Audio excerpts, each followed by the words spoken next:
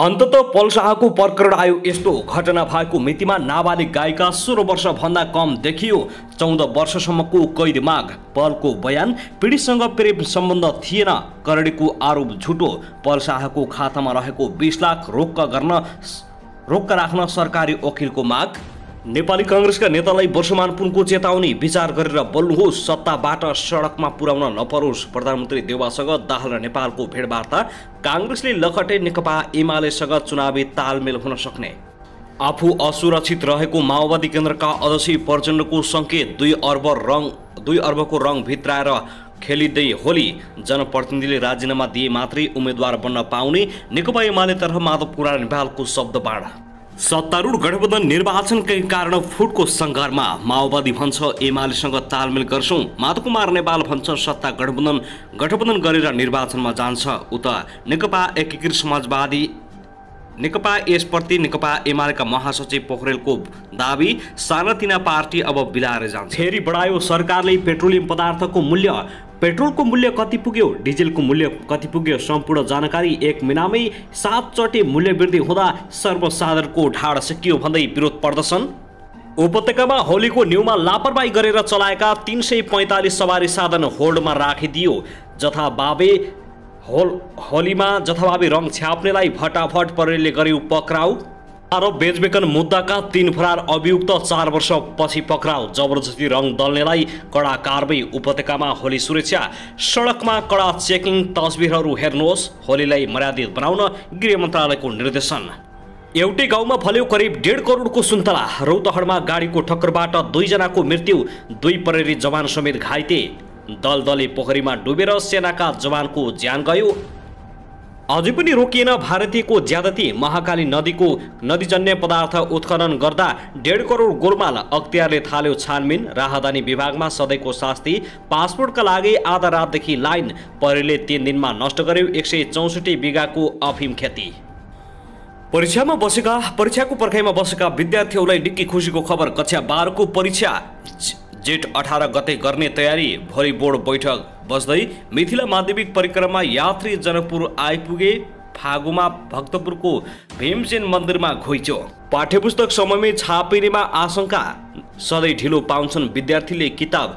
Board भन्छ यस्तो राहदानीबाट दैनिक 2 करोड राजस्व। शौच गर्न बोतलको प्रयोग। ढुङ्गाले हानेर दैलेखमा 1 जनाको मृत्यु। होलीमा उच्छृङ्खल क्रियाकलाप गर्नेमाथि कडा कारबाही हुने। र अन्ततः पल शाहलाई हुने भयो 14 वर्ष जेल, 20 लाख रुपियाँसम्म जरिमाना तिराइने। सरकारले गर्यो, सरकारी वकिलले गर्यो यस्तो घोषणा। पल शाहको खातामा रहेको 20 लाख रुपियाँ रोकुवा गर्दै। अब हेर्नुहोस् पुरा समाचार।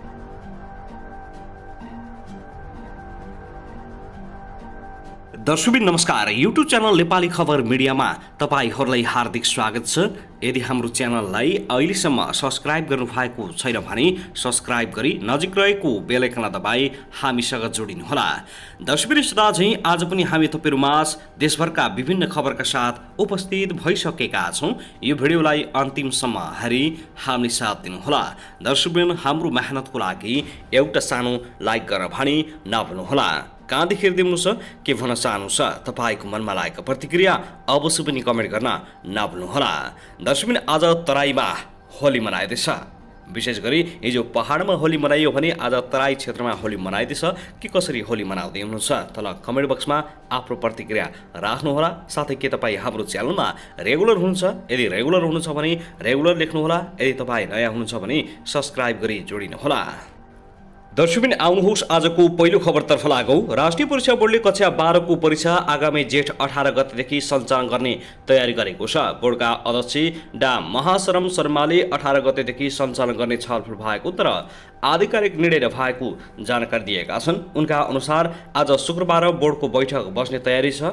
भोलि बोर्ड बैठक भयो भने परीक्षा समयबारे निर्णय हुन्छ। अहिले भने छलफल मात्र भएको छ उनले भनेका छन्। आगामी वैशाख 30 मा हुने स्थानीय तह निर्वाचनलाई मध्यनजर गरी परीक्षा समयमा तोक्ने बोर्डले योजना बनाएको छ।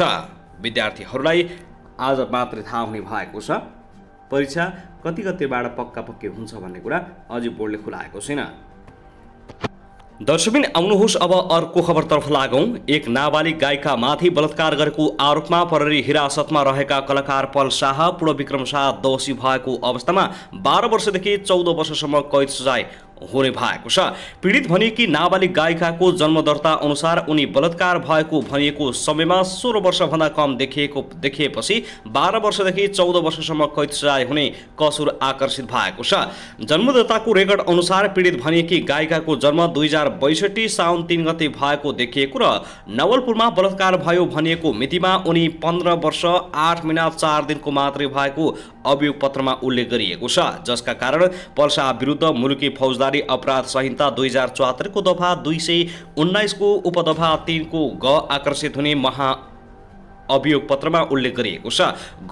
गमा 14 वर्षभन्दा बढी र 16 वर्षभन्दा कम उमेरकी किशोरीसँग सहमतिमै यौन सम्बन्ध राखे पनि बलात्कार ठहर हुने र त्यस्तो कसुर गर्नेलाई 12 देखि 14 वर्षसम्म कैद सजाय हुने नेपाल सरकारले उल्लेख गरेको छ। शाह विरुद्ध बिहीबार जिल्ला अदालत नवलपुरमा मुद्दा दायर भएको छ। प्रहरीले अनुसन्धान सकेर जिल्ला सरकारी वकिल कार्यालयमा पेश गरेको फाइलको अध्ययन सकेर मुद्दा दर्ता भएको हो। शाह विरुद्ध बालिकालाई बलात्कार गरेको कसुरमा सजाय हुनुपर्ने माग सहित मुद्दा दर्ता भएको छ, तर शाहले भने आफूमाथि लागेको बलात्कार आरोप स्वीकार गरेका छैनन्। उनले प्रहरी समक्ष दिएको बयानमा झुट उजुरी दिएर फसाउन खोजेको दावी गर्दै आइरहेका छन्। साथै कलाकार पल शाह पूर्ण विक्रम शाहको 2वटा बैंक खातामा रहेको रकम रोक्का गर्न पनि पत्रचार गरिएको छ।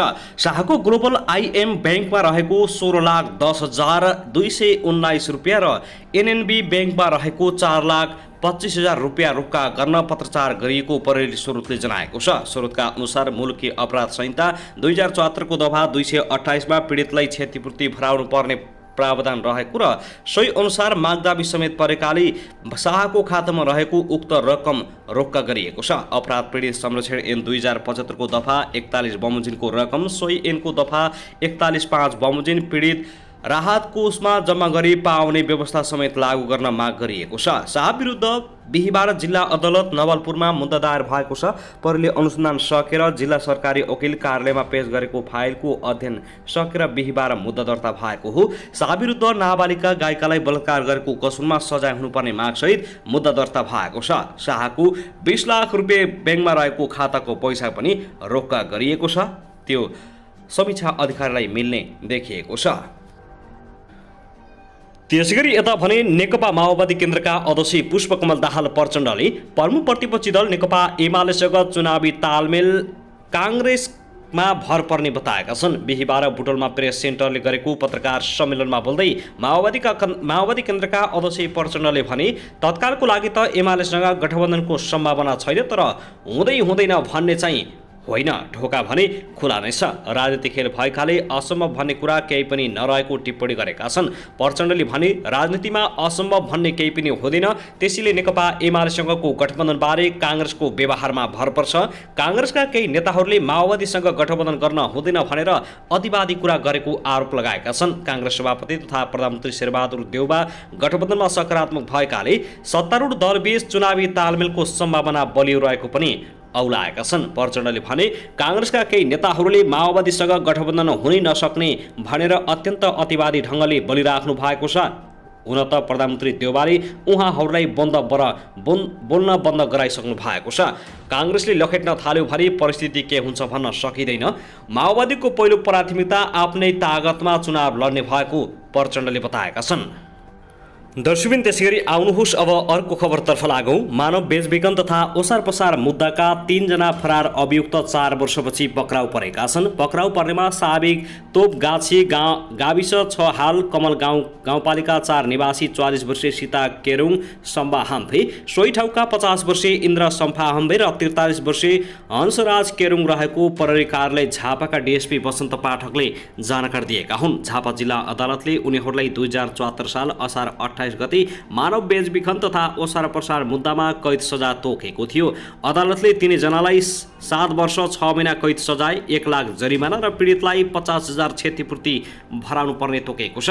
अदालतले गरेको फैसलादेखि नै फरार भएका उनीहरूलाई प्रहरी कार्यालय झापाबाट खटिएका प्रहरी टोलीले चैत्र 2 गते पक्राउ गरेको हो। पक्राउ परेका उनीहरूलाई अदालतमा उपस्थित गराई कैद भुक्तानका लागि झापा कारागारमा पठाउने तयारी भइरहेको डीएसपी पाठकले जानकारी दिएका छन्। दर्शकबिन आउनुहोस् अब होली विशेष खबरतर्फ लागौं। महानगरीय ट्राफिक प्रहरी महाशाखाले रङहरूको पर्व होलीलाई व्यवस्थित, सुरक्षित र मर्यादित बनाउन आग्रह गरेको छ। काठमाडौँ उपत्यकाको तिनै जिल्लामा 1300 भन्दा बढी ट्राफिक प्रहरी खटाई, ट्राफिक व्यवस्थापन कडा गरिनुका साथै विभिन्न नाकासहित 68 स्थानमा विशेष चेक जाँचको व्यवस्था मिलाइएको महाशाखाले जनाएको छ। बिहानदेखि मापसे परीक्षण कडाइका साथ गरिएको छ। उशृङ्खल तथा अवांछित तरिकाले सवारी साधनको प्रयोग गर्ने, तीव्र गति र जिगज्याग गरी मोटरसाइकल चलाउने, मादक पदार्थ सेवन गरी मोटरसाइकल हुइक्याउने, मोटरसाइकलमा हेलमेट नलगाउने, मोटरसाइकलमा 3 जना भन्दा बढी सवार गरी चलाउने, सवारी साधनको प्रयोग गरी महिलाहरूलाई लक्षित गरी रङ लोला हान्ने र अभद्र व्यवहार गर्ने, ठुलो आवाज निकाल्ने र मोडिफाई गरी सवारी साधन चलाउने, सवारी चालक अनुमति पत्र नभएकाहरूले सवारी साधन चलाउने, ट्राफिक नियम विपरीत सवारी चलाउने माथि विशेष निगरानी गर्ने गरी महाशाखाले सुरक्षा व्यवस्था कडा पारेको हो। फागु पूर्णिमाको अवसरमा हुने सवारी व्यवस्थाको विभिन्न चुनौतीहरू तथा खतराहरूलाई यथार्थपरक विश्लेषण र मूल्याङ्कन गरेर प्राविधिक उपकरणको समुचित उपयोग गर्ने गरी विशिष्टीकृत ट्राफिक प्रहरी परिचालन गरिएको महाशाखा प्रमुख एसएसपी उमेश राज जोशीले जानकारी दिएका छन्।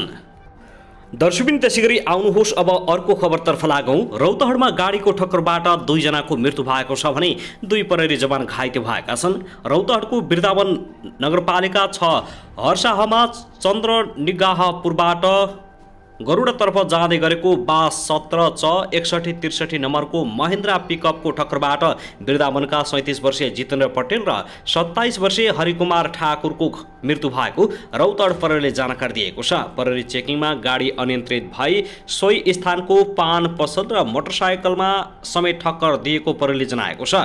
गाडीको ठक्करबाट प्रहरी चौकी हर्साहमा कार्यरत प्रहरी सहायक निरीक्षक उपेन्द्र प्रसाद यादव र प्रहरी जवान मुर्तुजा अन्सारी घाइते भएका छन्। ठक्कर दिने गाडी र चालक प्रहरीको नियन्त्रणमा आएको छ। त्यसैगरी आउनुहोस् अब अर्को खबरतर्फ लागौं। कञ्चनपुरको महाकाली नदीजन्य पदार्थ उत्खननमा भीमदत्त नगरपालिका र भवानी कन्स्ट्रक्सन बीच भएको सम्झौतामा 1.5 करोड रुपियाँ गोलमाल भएको खुलेको छ। कञ्चनपुरको भीमदत्त नगरपालिकाले महाकालीमा नदीजन्य पदार्थ उत्खननको ठेक्का सम्झौता गर्ने जिम्मेवारी पाएको छ। सही अनुसार नगरपालिकाले चालू आवकका लागि पनि ठेक्का सम्झौता गर्न बोलपत्र आह्वान गरेको थियो। बोलपत्रमा प्रति घन मिटरको 75 रुपियाँ लिने भनिएको छ। तर उत्खननको जिम्मा पाएको भवानी कन्स्ट्रक्सनले नगरपालिकाले सम्झौता गर्दा 105 रुपियाँ लिने उल्लेख गरेपछि अख्तियारमा उजुरी परेको छ। सोही आधारमा छानबिन भइरहेको अख्तियार दुरुपयोग अनुसन्धान आयोग कञ्चनपुरका प्रमुख रामबहादुर कुरुवाङले बताएका छन्। उजुरी परेपछि हामीले छानबिन सुरु गरेका छौँ। 75 मा बोलपत्र आह्वान गरेर 105 मा लिएको देखिएको छ। यसो हुँदा निर्माण कम्पनीलाई 1.5 करोड लाभ भएको देखिएको उनले बताएका छन्। अख्तियारको प्रारम्भिक अनुसन्धानले पनि निर्माण कम्पनीलाई फाइदा पुग्ने गरी सम्झौता भएको देखाएको छ। यस विषयमा थप छानबिन गर्न अख्तियार निर्माण कम्पनी र नगरपालिका बीच भएको सम्झौता लगायत कागजपत्र पनि नियन्त्रणमा लिएको बताइएको छ। कन्स्ट्रक्सनको 100 ठेली कागजपत्र नियन्त्रणमा लिएको जनाइएको छ, जसमा 1.5 करोड घोटाला भएको खुलेको हो। उजुरी परेपछि अनुसन्धानका लागि निर्माण कम्पनीको कागजपत्र नियन्त्रणमा लिएको अख्तियार दुरुपयोग अनुसन्धान आयोगका कञ्चनपुरका कार्यालय प्रमुख करुङारले बताएका हुन्।